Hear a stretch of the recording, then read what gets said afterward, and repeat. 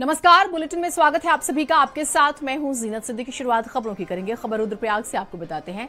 जंगल चट्टी के पास मलबा आने से पैदल मार्ग बाधित हो गया। केदारनाथ धाम जाने वाली पैदल यात्रा स्थगित कर दी गई है। केदारनाथ जा रहे श्रद्धालुओं से प्रशासन ने अपील की है। आसपास के निकटतम होटलों में रुकने के निर्देश दिए गए हैं।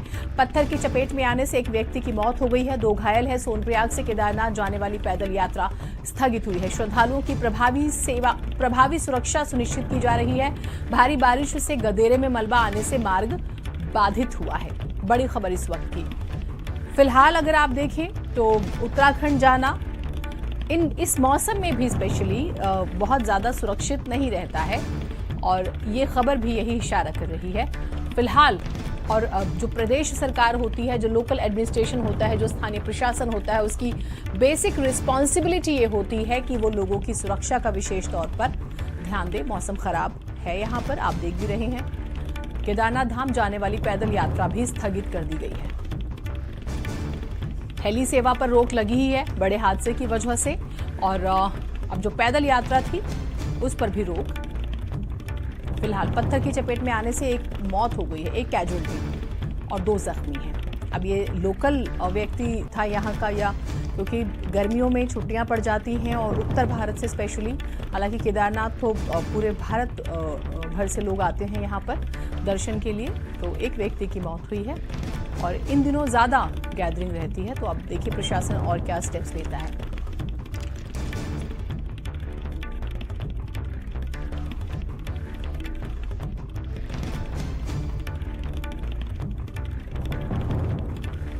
तो आसपास के जो होटलों में रुकने के निर्देश दिए गए हैं, जो भी लोग अभी घूमने के पर्पज से हैं या धार्मिक यात्राओं के पर्पज से उत्तराखंड में हैं, जो जहां है वो फिलहाल रुक जाए, क्योंकि जंगल चट्टी के पास मलबा गिर गया है। और अब देखिए तस्वीरें हम आपको दिखा भी रहे हैं, तो थोड़ा सा आपको पेशेंस रखना होगा। यहाँ पे पैनिक क्रिएट नहीं करना है, और जो हमने कहा कि स्थानीय प्रशासन और सरकार अलर्ट है लोगों की सुरक्षा को लेकर। और पंकज पवार हमारे साथ, हमारे सहयोगी जुड़े हुए हैं। पंकज, क्या निर्देश दिए गए हैं? हालांकि आज का दिन उत्तराखंड के लिए बिल्कुल अच्छा नहीं था, बिल्कुल भी अच्छा नहीं था।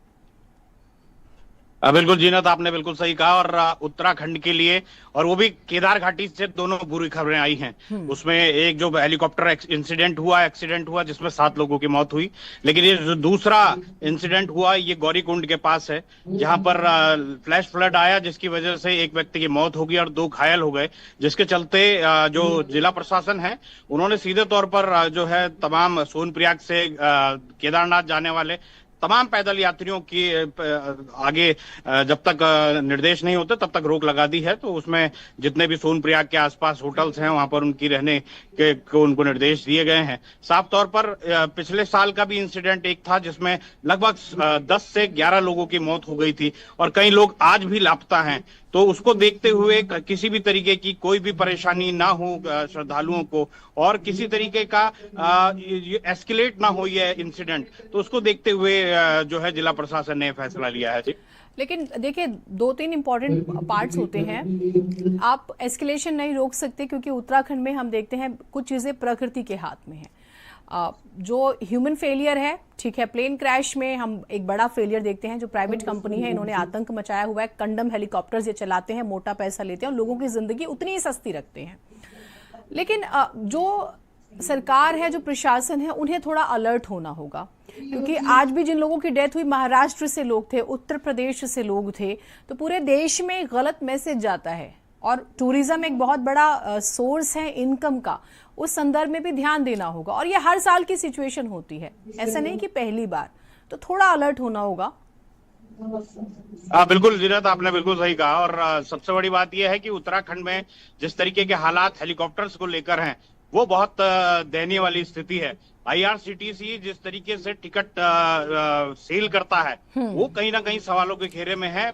सरकार को पता ही नहीं रहता कि कितने लोगों को कितने लोग उत्तराखंड में आ रहे हैं। दूसरा सबसे बड़ी बात यह है कि ऐसी सॉर्टीज लगती हैं केदारनाथ में कि जैसे कहीं की बहुत जल्दबाजी हो, उतारे और चढ़ाए, और चलते हेलीकॉप्टर्स में ही लोगों को उतारा जाता है, चलते हेलीकॉप्टर्स में ही लोगों को बैठाया जाता है। और केदारनाथ की वैली मैंने देखी है, केदारनाथ की वैली एक गली की तरह है। वहां से अगर एक बार पैक्ड हो गया तो फिर वहां से निकलना बड़ा मुश्किल हो जाता है। लेकिन फिर भी ये जो तमाम हेलीकॉप्टर से जुड़े हुए पायलट्स हैं वो रिस्क लेते हैं, जिसकी बानगी जो है वो आज देखने को मिली है। और आज 7 लोगों ने अपनी जान, खुद पायलट के साथ साथ तमाम 7 लोगों ने आज अपनी जान से हाथ धोया है।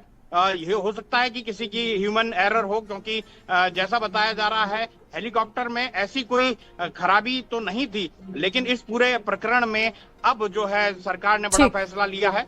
एक तो जो एविएशन है अभी केदारनाथ जाने का, उस पर रोक लगाई है अगले 2 दिनों तक।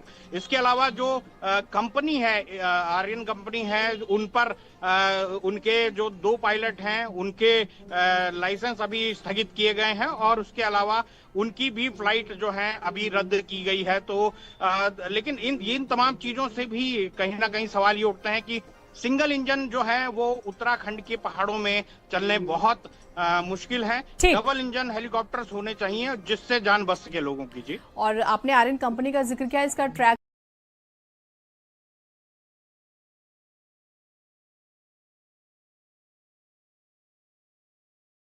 रिकॉर्ड बहुत खराब है, उसके बावजूद ये चल रही है, तो इस पर भी ध्यान देना होगा। बहुत शुक्रिया आपका। और ये वो समय है जब सबसे ज्यादा लोग उत्तराखंड आते हैं, तो ध्यान देने की तो बहुत जरूरत है, बहुत ही ज्यादा जरूरत है। केदारनाथ से एक बड़ी खबर आपको बता देते हैं। हेलीकॉप्टर हादसे के बाद एविएशन संचालन पर कार्रवाई हुई है। आर्यन एविएशन के सभी ऑपरेशंस तत्काल निलंबित किए गए हैं। 2 पायलट्स के लाइसेंस 6 महीने के लिए निलंबित किए गए, जैसे कि अभी हमारे सहयोगी जानकारी दे रहे थे। 2 हेलीकॉप्टर खराब मौसम में उड़ान भरते पाए गए। 15-16 जून को बंद रहेंगे चार्टर और शटल ऑपरेशंस। तो ये इस वक्त की एक और बड़ी खबर हम आपको बता रहे हैं। हमने अभी आर्यन कंपनी का जिक्र किया था, इसका ट्रैक रिकॉर्ड बहुत खराब है। आज मुख्यमंत्री ने जरूर स्टेटमेंट दिया है कि इनके लिए रूल जो हैं वो जरूर बनाए जाएंगे, बाकायदा इनकी स्थिति को लेके। ये हेलीकॉप्टर्स प्रॉपर फिट हैं या नहीं, टेक्निकली जो एक तकनीकी जुबान में कहा जाता है, उसके बाद ही इन्हें इजाजत होगी, और ये जरूरी भी है।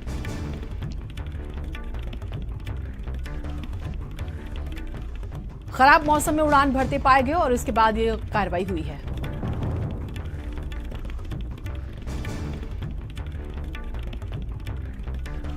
और पंकज हमारे साथ, हमारे सहयोगी जुड़े हुए हैं। पंकज, जैसे हम अभी जिक्र भी कर रहे थे, आर्यन एविएशन की हम बात करें, बहुत जरूरी है एक इंटरनल ऑपरेशन चलाना ऐसे निजी संचालन करने वाली कंपनियों के खिलाफ। बिल्कुल, सबसे बड़ी बात यही है कि जिस तरीके खराब है, और जैसा मैंने आपको पहले ही बताया कि एक केदारनाथ की जो वैली है वो एक गली की तरह है, और वो बहुत सकरी है। वहाँ पर हेलीकॉप्टर उड़ाना बहुत मुश्किल हो जाता है जब धुंध वहाँ पर उस पूरी वैली को घेर लेती है। लेकिन फिर भी हेलीकॉप्टर उड़ाने की जल्दबाजी और पैसे कमाने की जल्दबाजी हेलीकॉप्टर कंपनियों को इतनी सारी रहती है इनके दिमागों में कि ये जो तमाम श्रद्धालु उसमें बैठे हैं उनकी भी खेलने लगते हैं। तो ये कहीं ना कहीं फैसला लेना ही होगा। जैसे आज आर्यन कंपनी पर कार्रवाई की, ऐसा ही और कंपनियों पर भी कार्रवाई करनी होगी। और मैं लगातार कह रहा हूँ, पहाड़ी इलाकों के लिए सिंगल इंजन जो हेलीकॉप्टर, इस पर बात करेंगे। पंकज, आप रहिए हमारे साथ में, एक बार जानकारी दे देते हैं। देखिए, बहुत ही सेंसिटिव ये मैटर है। 7 लोगों की मौत हुई है, पायलट जो हैं उनकी भी जान गई है। जान किसी की नहीं जानी चाहिए। राजस्थान के रहने वाले थे वो पायलट भी। दो उत्तर प्रदेश के लोग मारे गए हैं, 2 महाराष्ट्र के लोग मारे गए हैं, एक गोवा के निवासी का भी जिक्र हो रहा है। और इन 7 लोगों की जिनकी मौत हुई है उसमें एक 23 महीने का बच्चा भी है। आप सोचिए, और ऐसा नहीं है कि पहली बार हादसा हुआ है, पूरा एक ट्रैक रिकॉर्ड है उत्तराखंड में हादसों का। केदारनाथ में पिछले 6 सालों में इतने ज्यादा हादसे बढ़े हैं, और ये हर साल की सिचुएशन है। तो जिम्मेदारी तय करनी पड़ेगी, और ऐसी कंपनियों के खिलाफ तो सबसे ज्यादा। और हमारा सवाल है प्रदेश सरकार से, मुख्यमंत्री ने भले ही ये बात कही है कि हम कार्रवाई करेंगे, ऐसी कंपनियों के खिलाफ नियम बनाए जाएंगे, लेकिन कब, उसकी डेडलाइन तय होनी चाहिए। इन 7 कैजुअलिटीज का, कि 7 मौतों की जिम्मेदारी कौन लेगा, लेना ही पड़ेगा, तय करनी पड़ेगी। क्या कोई कंपनसेशन अनाउंस किया गया इस कंपनी की तरफ से? आप सोच कर देखिए। हम पंकज से इस पर और डिटेल में बात करेंगे।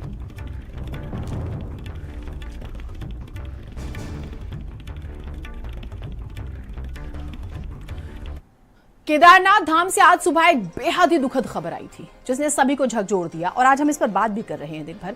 दरअसल केदारनाथ धाम से गुप्तकाशी के लिए उड़ान भरने वाला आर्यन एविएशन का एक हेलीकॉप्टर गौरीकुंड के जंगलों में क्रैश हुआ था, जिस पर हम बात कर रहे हैं। हेलीकॉप्टर में और कुछ नहीं 6 श्रद्धालु थे और एक पायलट था। तस्वीरें आप देखिए जिसमें सभी की मौके पर ही मौत हो गई। जल गए लोग इसके अंदर और यहाँ तक कि ऑफिशियल स्टेटमेंट है कि इनका डीएनए होगा और तब जाके पता चल पाएगा इनके बारे में। हादसे के पीछे मौसम खराब होने की वजह बताई जा रही है, लेकिन मौसम खराब होने की आड़ में आप अपने फेलियर्स नहीं छुपा सकते। हर बार हर क्रैश पर यही कहा जाता है कि मौसम खराब था, मौसम बदल गया था। केदार घाटी में घना कोहरा और तेज हवाओं की वजह से हेलीकॉप्टर रास्ता भटक गया था, यह तर्क दिया गया। इसके बाद संपर्क टूट गया और गौरीकुंड के जंगलों में उसके क्रैश होने की सूचना मिली। पंकज हमारे साथ, हमारे सहयोगी एक बार फिर से जुड़ गए, उनसे बात करते हैं। पंकज, 2 बातें आई, हम शुरू में भी बात कर रहे थे और दोनों पार्ट से मैं चाहती हूँ थोड़ा डिटेल में बात करें। एक तो आर्यन एविएशन का हम जिक्र करेंगे और जो भी निजी कंपनियां संचालन करती हैं, आप अच्छे से बता सकते हैं कि एक श्रद्धालु को लेकर वो कितना चार्ज करती हैं। मतलब आप चार्ज करेंगे ज्यादा, जिंदगी होगी उतनी ही सस्ती, पहली बात। दूसरा, हर बार ये कहना कि मौसम खराब था इसलिए क्रैश हो गया, आप ये कह के कितनी बार बच सकते हैं?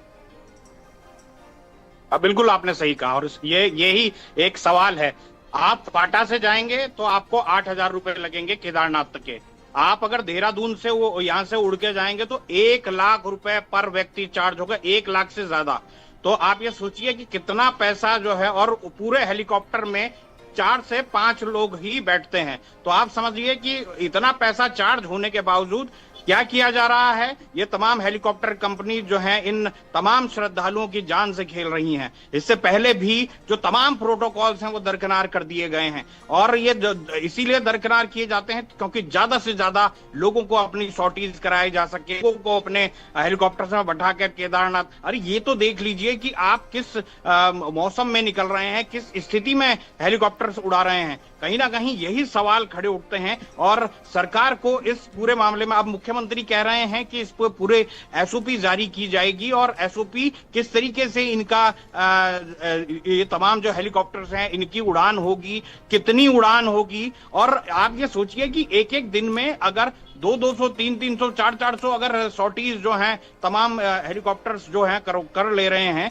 तो इससे ऐसा लगता है कि ये हेलीकॉप्टर नहीं उड़ रहे हैं। ये ऐसा लगता है कि सड़क पर चलते हुए जो टेम्पू होते हैं, जो यहाँ से पकड़ी उन्होंने एक सवारी, उसके बाद दूसरी जगह से पकड़ी, वैसी स्थिति हेलीकॉप्टर्स की उत्तराखंड में हो गई है। तो कहीं ना कहीं जान से खेलने का जो काम है वो ये हेलीकॉप्टर्स कंपनी कर रही हैं और इन तमाम पर लगाम लगाना बहुत जरूरी है। और जैसा मैं लगातार कह रहा हूं, पहाड़ों के लिए सिंगल इंजन हेलीकॉप्टर नहीं चलेंगे, पहाड़ों में डबल इंजन हेलीकॉप्टर ही होंगे, जिससे अगर एक इंजन खराब भी हो तो दूसरे इंजन पे काम हेलीकॉप्टर को तब तक नीचे तो उतार लिया जाए। यहाँ तो आप ये सोचिए पिछले लगभग 45 दिनों के वक्फे में ही लगभग 4 इंसिडेंट जो हैं वो हेलीकॉप्टर क्रैश और एक्सीडेंट के हो चुके हैं। और कहीं ना कहीं अभी क्रिस्टल एविएशन का एक हेलीकॉप्टर था, उसको सड़क पर उतार दिया गया, वो हेलीपैड से उड़ा और सीधा सड़क पर।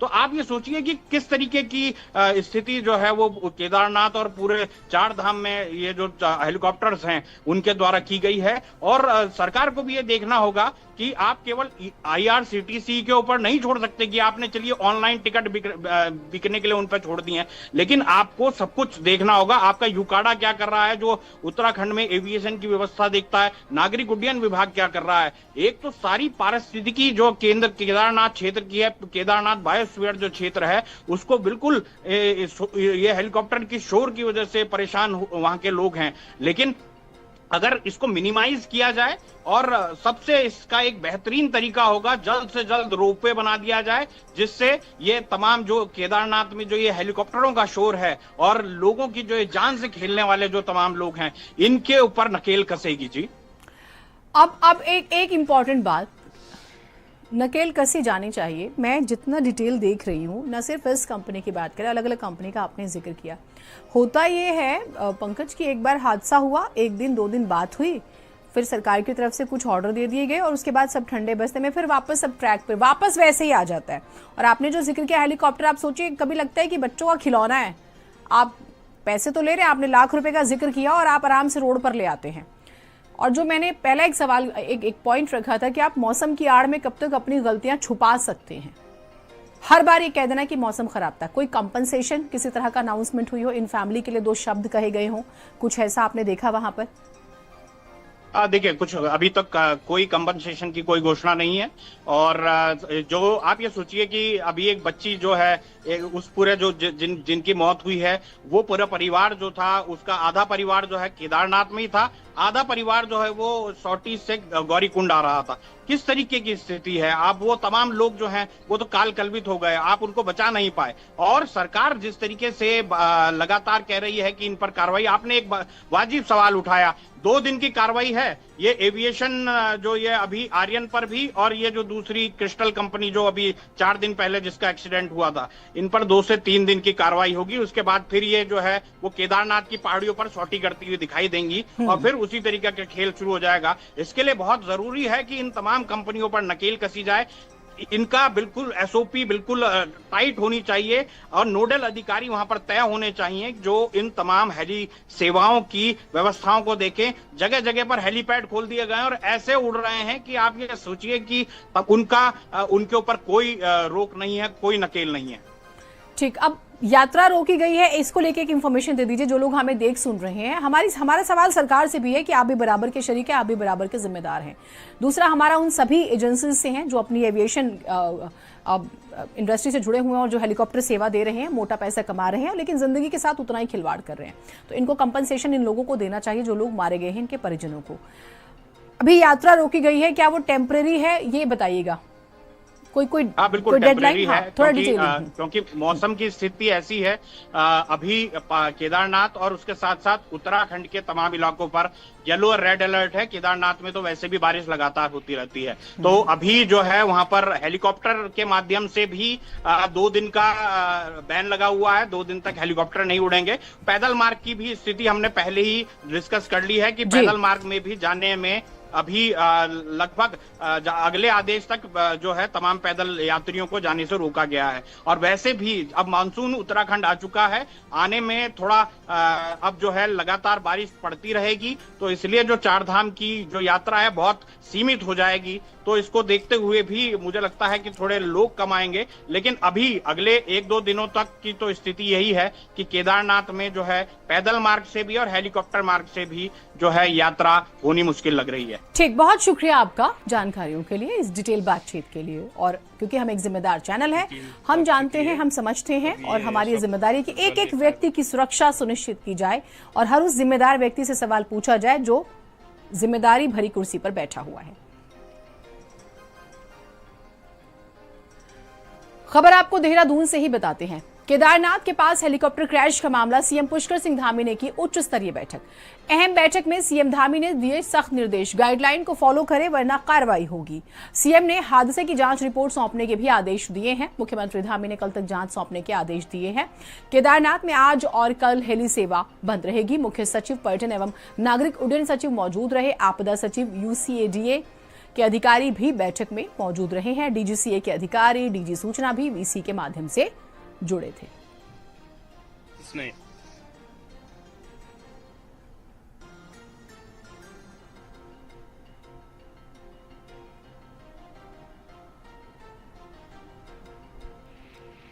हो गया और कुछ नहीं देख रहा है। इधर दर्दनाक खबर सामने आई जहां पर केदारनाथ से गुप्तकाशी के लिए उड़ान भरा हुआ एक हेलीकॉप्टर जो है रास्ते में दुर्घटनाग्रस्त हो गया।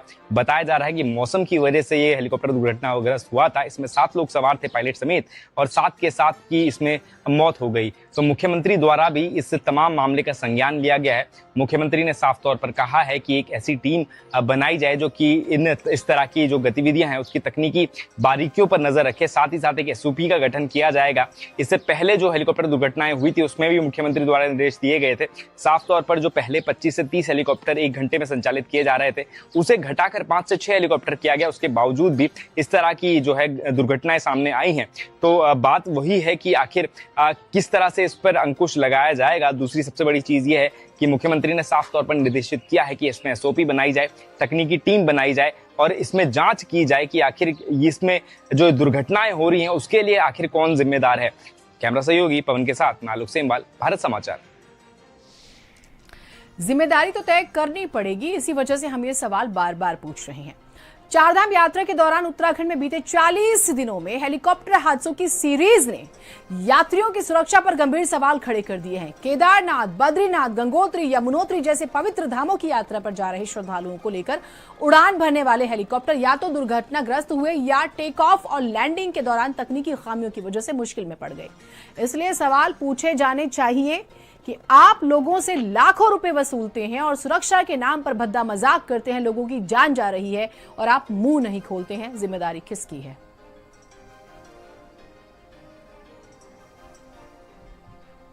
चालीस दिन 5 बड़े हादसे। 8 मई उत्तरकाशी में खाई में गिरा हेलीकॉप्टर। 17 मई संजीवनी एयर एम्बुलेंस की क्रैश लैंडिंग होती है। 7 जून रुद्रप्रयाग में क्रैश लैंडिंग। उसके बाद 15 जून केदारनाथ में बड़ा हादसा, 7 लोगों की मौत। खबरें और रहेंगी, एक छोटा ब्रेक।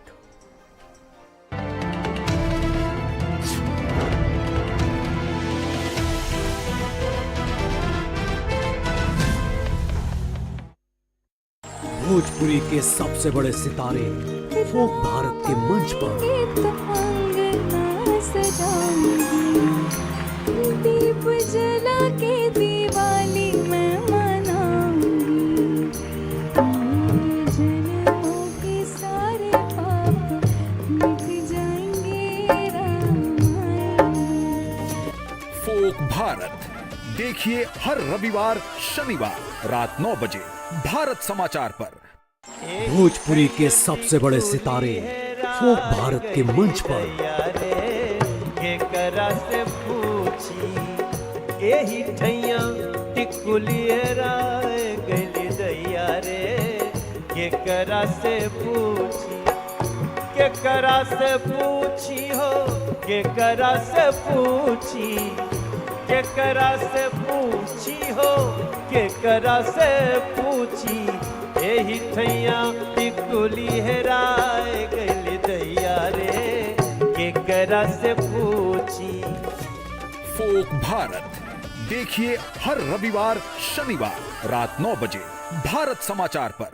जगदम्बा घर में दिया ना बाहर आईने है, जगतारन घर में दिया ना।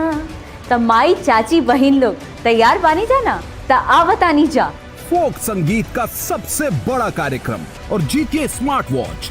फोक भारत प्रोग्राम में पूछे गए सवाल का दीजिए सही जवाब। सबसे पहले जवाब देने वाले विजेता को मिलेगा भारत समाचार की तरफ से स्मार्ट वॉच। तो हो जाइए तैयार, मौका छूट न जाए।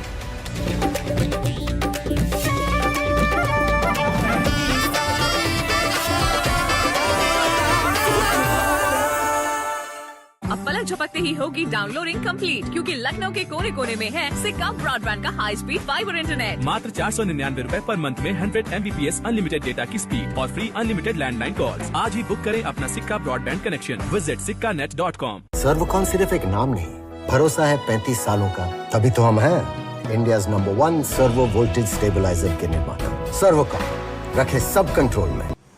उद्योगों के अनुकूल परिवेश और रोजगार की अपार संभावनाओं से भरे उत्तराखंड में पारंपरिक एवं इनोवेटिव उद्योगों को प्रोत्साहन और नया जीवन दे रही है सरकार की MSME नीति 2023। चाहे प्रदूषण रहित मैन्युफैक्चरिंग हो, जैविक उत्पाद हो, स्थानीय शिल्प कला हो या नेचुरल हर्बल उत्पाद, इस नीति के अंतर्गत किसानों, महिलाओं, स्टार्टअप्स और पारंपरिक शिल्पकारों को विशेष प्रोत्साहन दिया जा रहा है।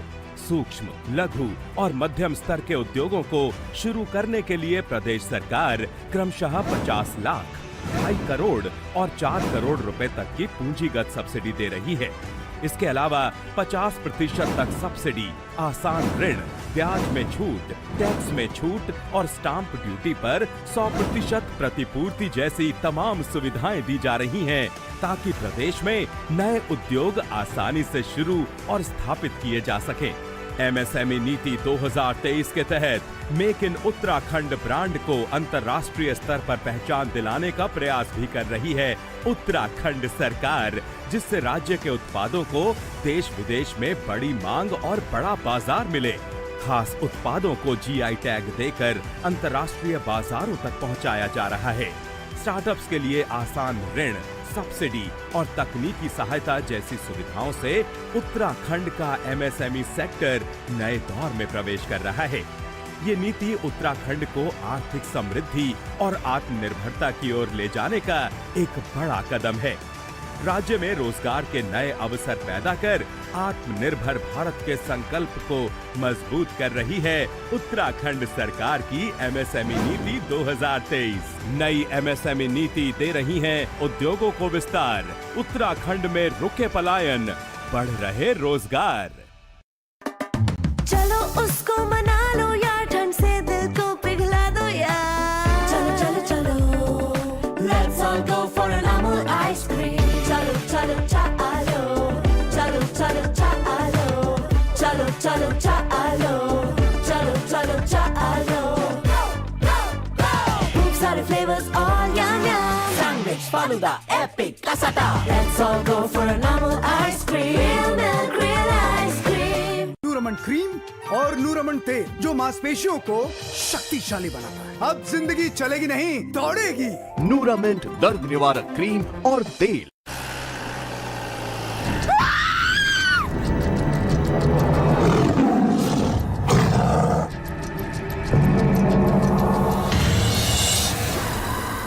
शेर वही जो शेरा कॉमेट पहने। भारत को दुनिया का डिजिटल पावर हाउस बनाने का यशस्वी प्रधानमंत्री नरेंद्र मोदी का संकल्प उत्तर प्रदेश में हो रहा है फलीभूत। माननीय मुख्यमंत्री योगी आदित्यनाथ की दूरदर्शी सोच की वजह से आईटी हब के रूप में गौतम बुद्ध नगर, एआई और मशीन लर्निंग में लखनऊ, रोबोटिक्स में कानपुर एवं engineering research and development city के रूप में वाराणसी और प्रयागराज का हो रहा है विकास। 9 शहरों में सॉफ्टवेयर टेक्नोलॉजी पार्क, जेवर में 3700 करोड़ के निवेश से semiconductor unit, 7 centre of excellence, 70 incubators और 6 विभागों के माध्यम से 10 लाख लोगों का एआई स्किल्ड वर्कफोर्स तैयार किया जा रहा है।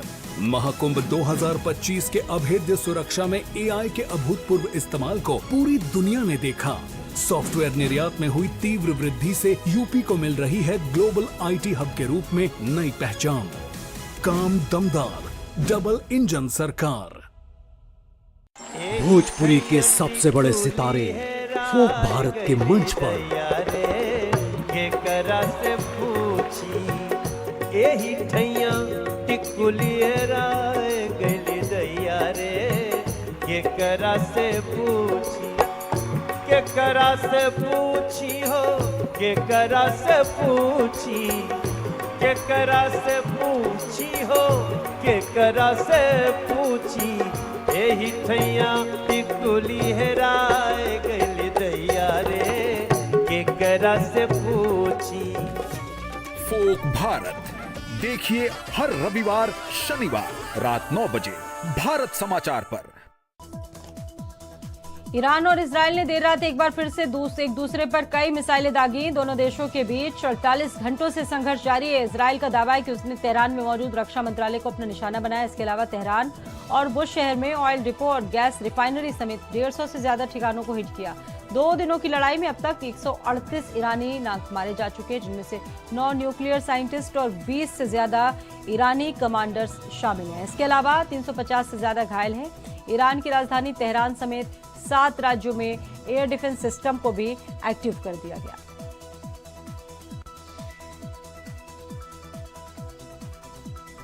ईरान ने देर रात इजराइल की 4 जगहों पर हमला किया। इजरायली मीडिया के मुताबिक ईरान के बैलिस्टिक मिसाइल हमले में 60 साल की एक महिला की मौत हो गई, जबकि 30 लोग घायल हैं। ईरान ने तेल अवीव के अलावा बतियाम, रहतवेत और रमत गान में भी मिसाइलें दागी।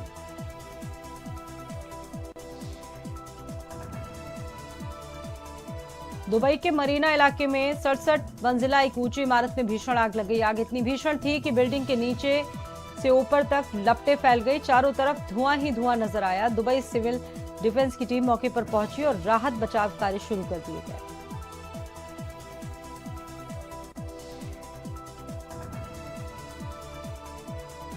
अमेरिका के मिनेसोटा के 2 डेमोक्रेटिक सांसदों को उनके घरों में गोली मार दी गई। पहली घटना democratic state representative Melissa Hartman और उनके पति मार की मौत के बाद, तो दूसरी घटना में democratic state senator John Hopman और उनकी पत्नी येवेट को कई गोलियां लगी हैं। दोनों ही घायल हैं, दोनों की सर्जरी हुई है और डॉक्टरों को ये उम्मीद है कि वो बच जाएंगे। मिनेसोटा के गवर्नर टिम वॉल्ज ने घटना को लेकर कहा कि दोनों सांसदों पर हमला राजनीति से प्रेरित लग रहा है। मेलिसा एक शानदार जनसेवक थी, उनकी जगह कोई नहीं ले सकता। पुलिस ने बताया कि हमलावर अभी भी फरार हैं।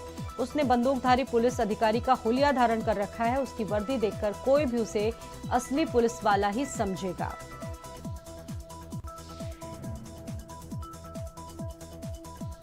इजरायल और ईरान के बीच बढ़ते तनाव को लेकर वैश्विक चिंता गहराती जा रही है। इस कड़ी में रूसी राष्ट्रपति पुतिन ने अमेरिकी राष्ट्रपति डोनाल्ड ट्रंप से लगभग 50 मिनट तक फोन पर बातचीत की। रिपोर्ट के मुताबिक पुतिन ने इस दौरान इजरायल द्वारा ईरान पर किए गए सैन्य हमलों की निंदा की और पश्चिम एशिया में संघर्ष के अधिक भड़कने की आशंका जताई। उन्होंने कहा कि इन हमलों से पूरे क्षेत्र की स्थिरता पर असर भी पड़ सकता है। भोजपुरी के सबसे बड़े सितारे फोक भारत के मंच पर से पूछी एही ठैया टिकुलिए राय गली दैया रे के करा से पूछी के करा से पूछी हो के करा से पूछी के करा से पूछी हो के करा से पूछी एही ठैया टिकुली हेराए गली दैया रे के करा से पूछी। फोक भारत देखिए हर रविवार शनिवार रात 9 बजे भारत समाचार पर। आप देख रहे हैं भारत का सर्वश्रेष्ठ न्यूज चैनल भारत समाचार।